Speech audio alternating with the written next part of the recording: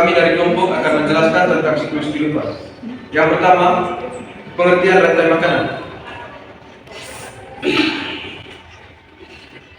Manusia adalah satu-satunya makhluk yang hidup di muka bumi ini. Ada banyak makhluk yang hidup, yang tumbuh dan berkembang berdampingan dengan manusia. Sebagai sesama makhluk hidup yang menempati bumi, antara makhluk hidup pasti terjadi interaksi. Hubungan antara makhluk hidup yang saling mempengaruhi ini akan menghasilkan sebuah ekosistem. Dalam lingkungan ekosistem terdapat hubungan antara jaring-jaring makanan yang saling terkait. Yang pertama adalah produsen. Produsen adalah organisme yang mampu membuat makanannya sendiri. Contohnya adalah tumbuhan hijau. Keberadaannya tidak bergantung pada ketersediaan makanan, akan tetapi keseimbangan alam. Maka dari itu, produsen tidak menambahkan makhluk hidup lain, tetapi malah dimakan oleh makhluk lainnya. Produsen juga merupakan makhluk hidup yang dapat membuat zat organik dari zat anorganik. Biasanya produsen membuat makanannya melalui proses fotosintesis. Contoh produsen diantaranya tumbuhan hijau, alga, dan juga lumut. Yang kedua, konsumen. Konsumen yaitu makhluk hidup yang bergantung pada makhluk lain, karena dia tidak bisa memproduksi makanan sendiri seperti produsen.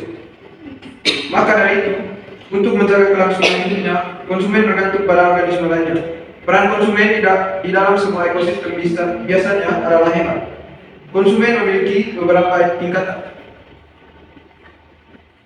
Tingkatan yang pertama adalah konsumen pertama primer. Konsumen satu merupakan pemakan produsen atau tumbuhan dan biasanya disebut dengan konsumen herbivora. Contohnya seperti sapi, kelinci, dan kerbau. Kedua, konsumen sekunder. Organisme yang sumber makanannya dari tingkat trofik sebelumnya. Tingkatan ini diisi oleh hewan-hewan karnivora yang masih bisa dimangsa oleh hewan lain. Contohnya adalah tikus. Berikut konsumen tersier. Konsumen ini merupakan pemakan konsumen kedua dan seterusnya hingga konsumen yang terakhir yang disebut dengan konsumen puncak. Biasanya konsumen puncak merupakan hewan yang tidak bisa dimakan oleh hewan lainnya. Contohnya singa, buaya, dan elang.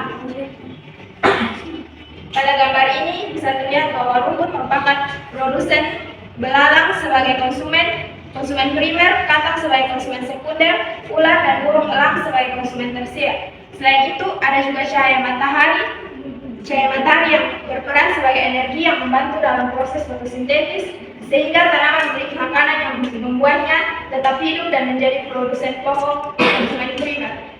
Energi adalah kebutuhan tubuh dalam usaha. Energi merupakan saat terjadi perubahan bentuk. Energi di alam terdapat dalam bentuk bermacam-macam. Energi dalam bentuk yang satu dapat diubah menjadi energi dalam bentuk yang lain.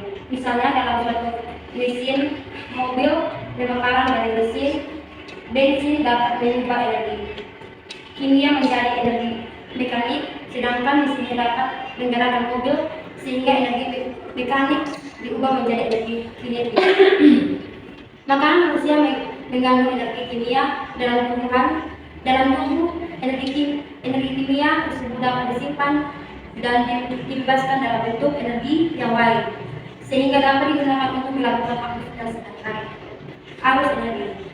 Energi masuk ke dalam dunia kehidupan atau jaring-jaring kehidupan melalui produsen yang pada umumnya adalah organisme yang berfotosintesis. Organisme lainnya merupakan aneka ragam konsumen.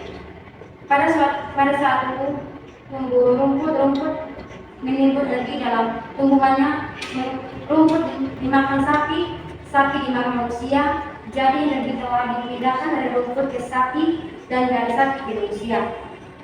Tetapi tidak semua energi yang ditangkap oleh rumput dipindahkan ke dalam tubuh manusia. Berikut adalah bagian dari aliran energi dan ekosistem. Energi dari cahaya matahari ditangkap oleh fotosistem dalam proses fotosintesis pada tumbuhan. Kemudian, tumbuhan dimakan oleh hewan sebagai sumber energi yang digunakan untuk aktivitas sehari-hari. Kemudian, setelah hewan mati, terjadi penguraian oleh dekomposer yang menguraikannya menjadi energi dan unsur hara dalam tanah. Semua aktivitas yang dilakukan oleh makhluk hidup menyebabkan tingginya tingkat kepanasan yang kemudian dikembalikan ke udara. Yang berikut, makanan dan jaring-jaring makanan. Makanan adalah kebutuhan pokok manusia yang diperlukan setiap saat dan memerlukan pengolahan yang baik dan benar agar bermanfaat bagi tubuh, karena makanan sangat diperlukan oleh tubuh. Menurut Depkes RI pada tahun 2003, makanan adalah semua bahan dalam bentuk olahan yang dimakan manusia, kecuali air dan obat-obatan. Pada dasarnya, makanan adalah materi yang mengandung energi yang dapat digunakan oleh organisme. Makanan juga menjadi sumber materi yang diperlukan bagi pertumbuhan dan perkembangan tubuh organisme. Hubungan saling memakan yang lebih kompleks atau lebih rumit disebut dengan jaring-jaring makanan. Hubungan ini terdiri dari produsen 1, konsumen 2, dan dekomposer. Peran dekomposer ditempati oleh organisme yang bersifat saprofit, yaitu bakteri, pengurai, dan jamur saproba. Keberadaan dekomposer sangat penting dalam ekosistem. Oleh dekomposer, hewan atau tumbuhan yang mati akan diuraikan dan dikembalikan ke tanah menjadi unsur hara atau zat anorganik yang penting bagi pertumbuhan tumbuhan. Contoh dekomposer yaitu jamur dan bakteri. Rantai makanan di atas terjadi secara kompleks dan lebih rumit, di mana terdapat rumput sebagai konsumen, belalang sebagai konsumen 1, katak sebagai konsumen 2, ular sebagai konsumen 3, elang sebagai konsumen 4, dan jamur sebagai dekomposer yang berperan sebagai pengurai dari bangkai hewan yang mati dan dijadikan unsur hara dalam tanah, yang kemudian berperan sebagai bahan makanan untuk tumbuhan selaku produsen. Rantai yang terbentuk pada gambar di atas membentuk jari-jari makanan yang menjadikannya sebagai satu siklus kehidupan. Demikian pemaparan materi kami pada sore hari ini. Sekian dan terima kasih.